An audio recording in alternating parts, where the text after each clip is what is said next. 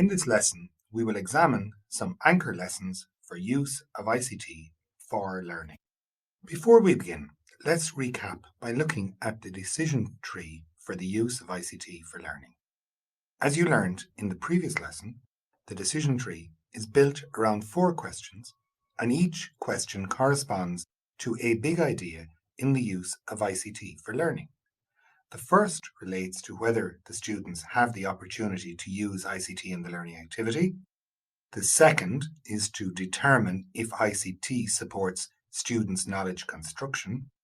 The third question asks if ICT is required for constructing this knowledge. The fourth question asks if the students are designers of an ICT product. Considering each of these questions is useful when designing a learning activity.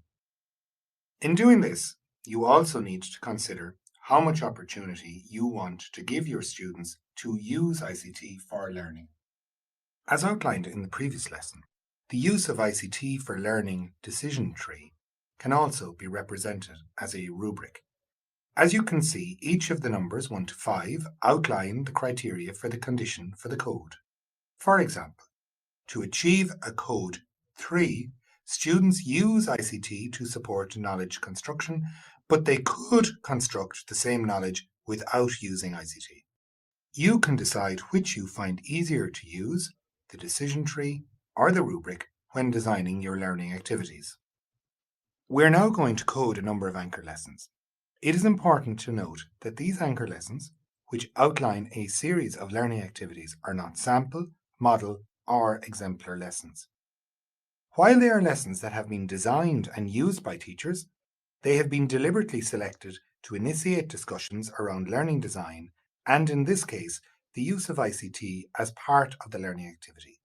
This is why they are referred to as anchor lessons, as they help anchor our thoughts around particular ideas. We are not making judgments on these lessons. We are simply looking for evidence of ICT use in the learning activity.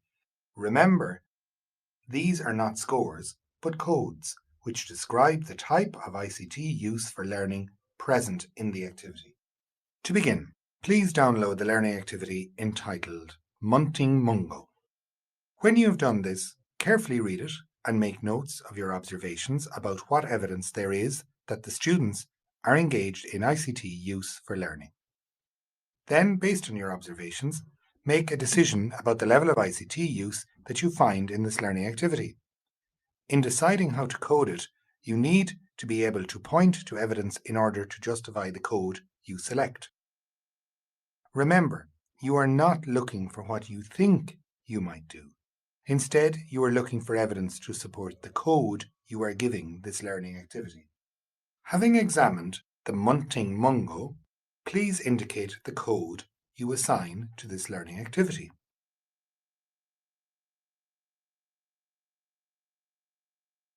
We would encourage you to join the discussion area where you can share your views on how you coded this learning activity.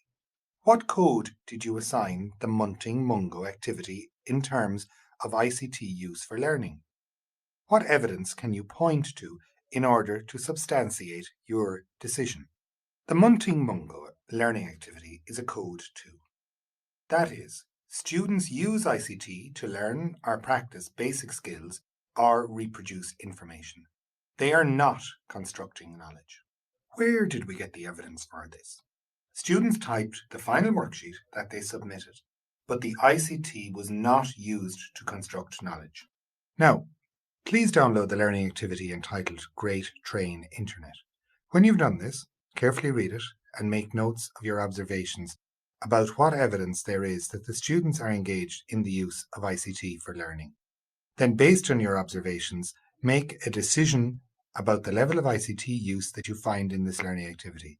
In deciding how to code it, you need to be able to point to evidence in order to justify the code you select. Using the ICT for Learning rubric, how would you code the Great Train Internet anchor lesson?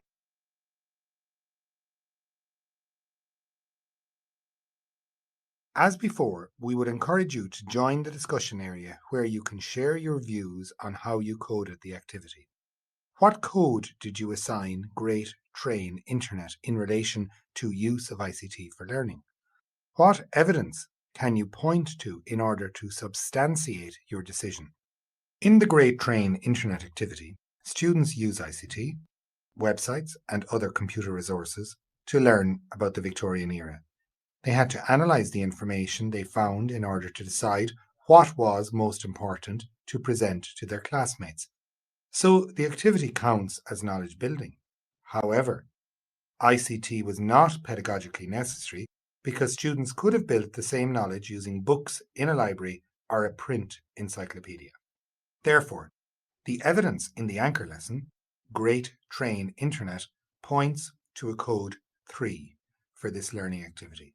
This means that students use ICT to support knowledge construction, but they could construct the same knowledge without using ICT. Finally, please download the anchor lesson entitled Falklands War. When you've done this, carefully read it while making notes of your observations, then make a decision about the level of ICT use that you find in this learning activity. Having examined the Falklands War anchor lesson, please indicate the code you are going to assign this learning activity.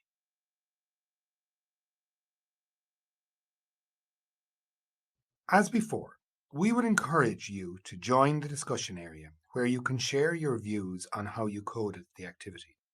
What code did you assign the Falklands War anchor lesson in relation to use of ICT for learning? What evidence can you point to in order to substantiate your decision? In the Falklands War anchor lesson, the activity required students to use the internet to collect and review multiple international sources of information about the Falklands War. Since this is a very specialised topic, it would have been difficult to access the content needed for knowledge construction without ICT use. Students created an interactive website to disseminate their learning to a specific audience. Therefore, the evidence in the Falklands War points to a code 5 for this learning activity. This means that students use ICT to support knowledge construction, and that ICT is required for constructing this knowledge, and students do create an ICT product for authentic users. Now that you've examined a number of anchor lessons, you can see how the ICT for Learning rubric is a useful framework when designing learning activities in order to develop student ICT skills.